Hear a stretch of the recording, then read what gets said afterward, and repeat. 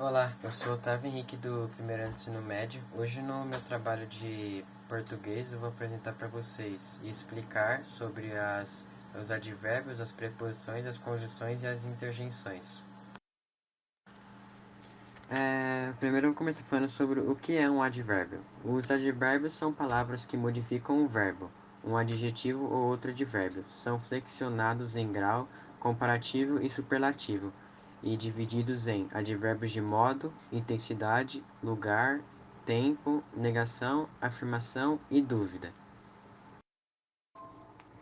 O primeiro tipo de classificação dos advérbios é o advérbio de modo, que usa como as palavras bem, mal, assim, melhor, pior, depressa, devagar, e grande parte das palavras que terminam em mente, como cuidadosamente, calmamente, tristemente, dentre outros.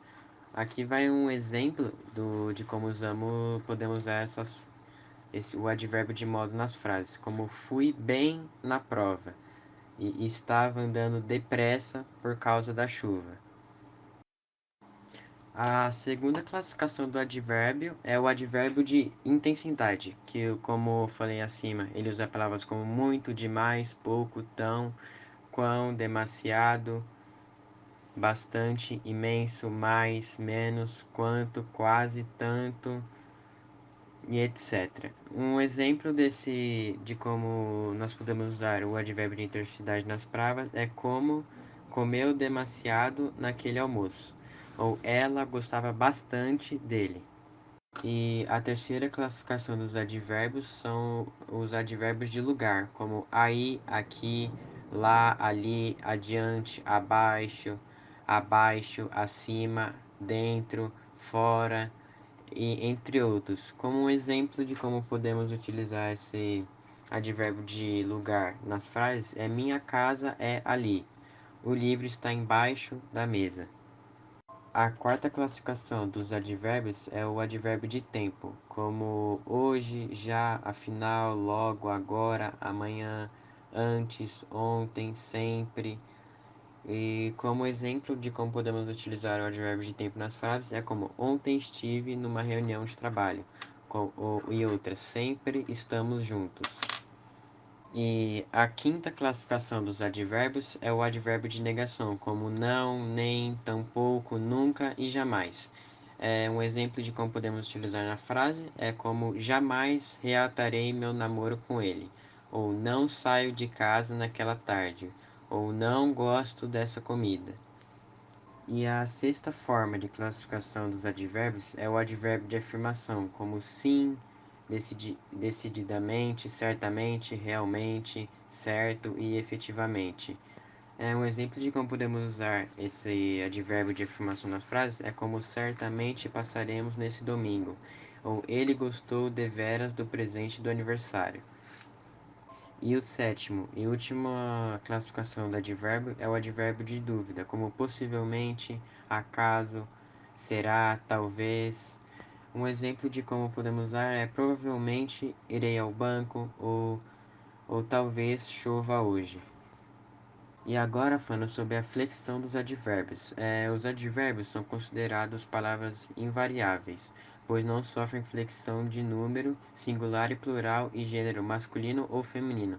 No entanto, os advérbios são flexionados nos graus comparativo e superlativo. Primeiro, o grau comparativo.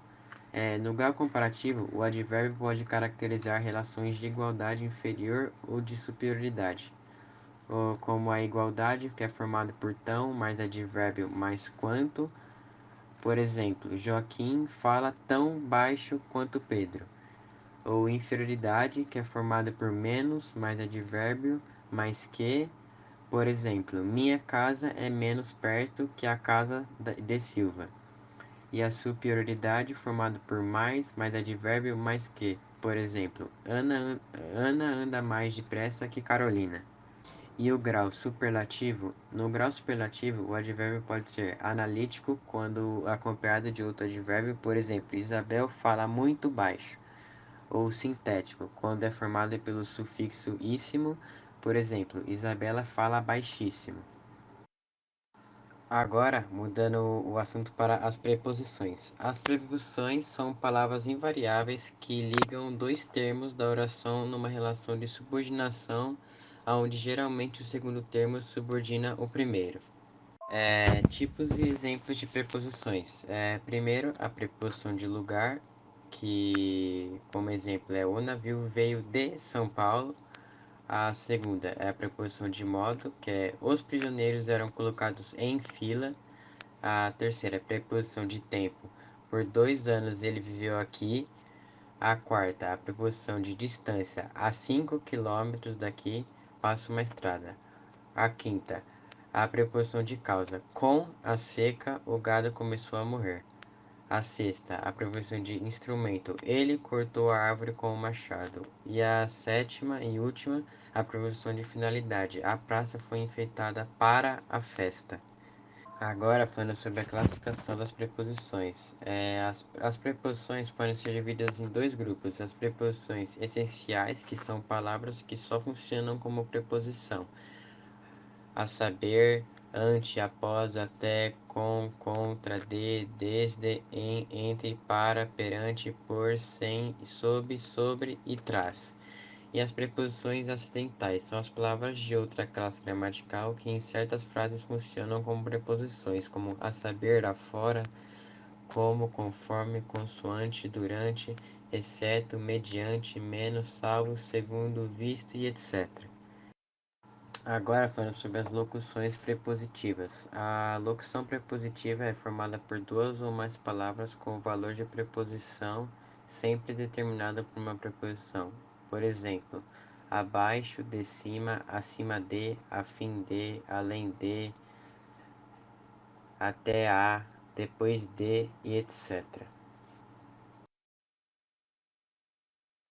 Agora, falando sobre as conjunções. As conjunções são vocábulos gramaticais cuja função é reunir ou relacionar orações em um mesmo enunciado.